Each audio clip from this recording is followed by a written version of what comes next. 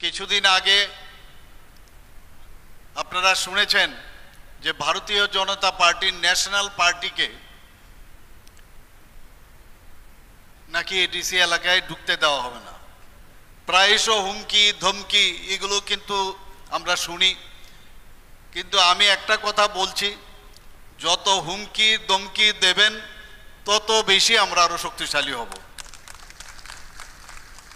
আমি যা শুনলাম এখানে নাকি কোনো অবস্থায় আজকের যে এই বাজারে নাকি কোনো অবস্থায় বড়কাটাল নতুন বাজারে কোনো অনুষ্ঠানই করতে দেবেন না, মুখ্যমন্ত্রীকে আসতে দেবে না, আমাদের ট্রাইবাল ওয়েলফেয়ার মিনিস্টারকে আসতে দেবে না, ভারতীয় জনতা পার্টির কাউকে আসতে দেবে না। এই জায়গা কারোর নিজস্ব সম্পত্তি নয়, এই সম্পত্তি সবার। যে কোনো ব্যক্তি যে কোনো জায়গায়, আর বিশেষ করে যে কোনো পার্টি যে কোনো জায়গায় যেতে পারে, কিন্তু গায়ের জোরে ভয় দেখিয়ে নানাভাবে ভয়ভীতি প্রদর্শন করে সেটা কোনো অবস্থায় আমাদের ভারতীয় জনতা পার্টি সেটা বরদাস্ত করবে না। আমাদের পার্টির যারা ডক্টর শ্যামাপ্রসাদ মুখার্জি যখন জনসংঘের প্রথম ভারতীয় জনতা পার্টির আগে আপনারা সবাই জানেন জনসংঘ ছিল, 1951-এ প্রতিষ্ঠিত হয়েছিল। সমর্পণের যে পার্টি, আজকে দেশের অখণ্ডতার জন্য উনি প্রাণ বলিদান হয়েছেন, আপনারা সবাই জানেন, জম্মু অ্যান্ড কাশ্মীরে। আমাদের পণ্ডিত দীনদয়ালজি, উনাকেও আপনারা সবাই জানেন যে মুঘল সরায়ে উনাকে খুন করা হয়েছিল, ট্রেনের যে লাইন সেখানে ফেলে দিয়েছিল। ভারতীয় জনতা পার্টির এক একজন আপনারা যারা আজকে যোগদান করবেন, আপনারা বুঝতে পারবেন যে ভারতীয় জনতা পার্টির এটা কি পার্টি।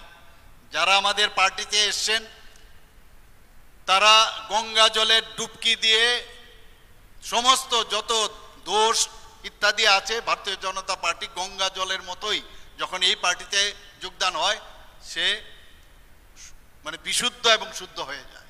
এইরকম একটা পার্টি আমরা সারা ভারতবর্ষের মধ্যে সর্বশ্রেষ্ঠ পার্টি। এই পার্টির আজকে আপনারা এখানে সদস্য হয়েছেন।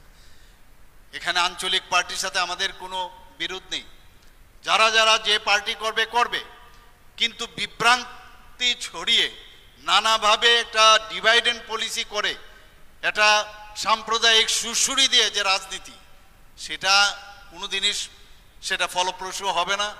এবং আমরা যদি বিগত যে দিনগুলো আমরা দেখি, এইভাবেই কিন্তু চলে এসছে।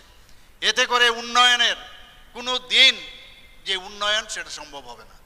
আমি এখনো বলবো যে যারা এই চিন্তা ভাবনায় আছেন বা যারা এই ভুল বুঝিয়ে যাদেরকে অন্যভাবে প্ররোচিত করছে, তারা এখনো ভারতীয় জনতা পার্টির দরজা খোলা আছে।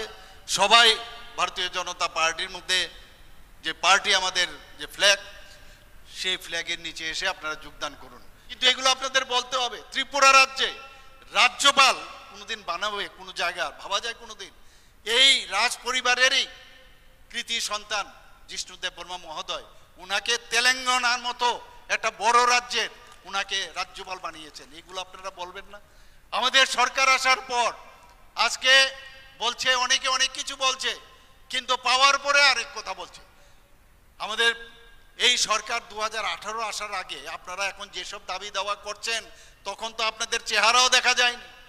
এখন যেসব দাবি দাওয়া করছেন গণতন্ত্র, তখন এই গণতন্ত্রের ভয়ে কি অবস্থা ছিল, আপনারা তো তখন মানে মুখ শুকিয়ে ঘরের ভিতর বসেছিলেন। আমাদের সরকার আসার পর এখন এই করতে হবে সেই করতে হবে, তখন কোথায় ছিলেন আপনারা?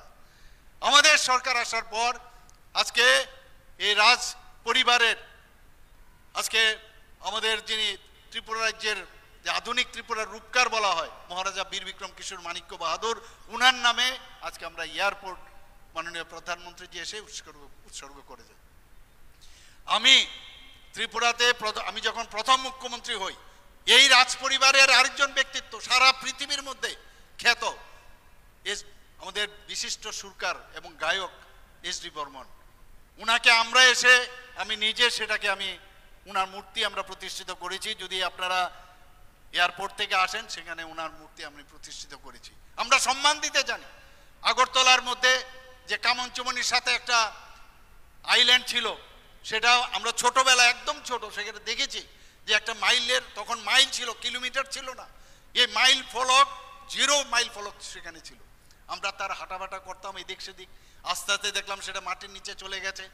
যখন আমি মুখ্যমন্ত্রী হই, আমি সেটাকে উপরে উঠিয়েছি যে 0 এখান থেকে শুরু হয়, যে ধর্মনগর কত দূর, সাবরুম কত দূর, শান্তির বাজার কত দূর, এখান থেকে অনেকেই জানে না এই বিষয়। সেটাকে আমরা উঠালাম এবং এই আধুনিক যে রূপকার, যে মহারাজা বীর বিক্রম কিশোর মাণিক্য বাহাদুর, ওনার যে মূর্তি সেখানে আমি প্রতিষ্ঠিত করেছি। এবং ওই যে আইল্যান্ডটা এখন কামান চমনি না, এটা বীর বিক্রম কিশোরের নামে সেখানে চমনি হয়েছে। আমরা সম্মান দিতে জানি একের পরে। বেলে বেলেকে হামবাই চিনি সারনো হাসতে নি বরং কোন চিনি মন্ত্রী অকরা সারনো বেলে বেলেকে হামবাই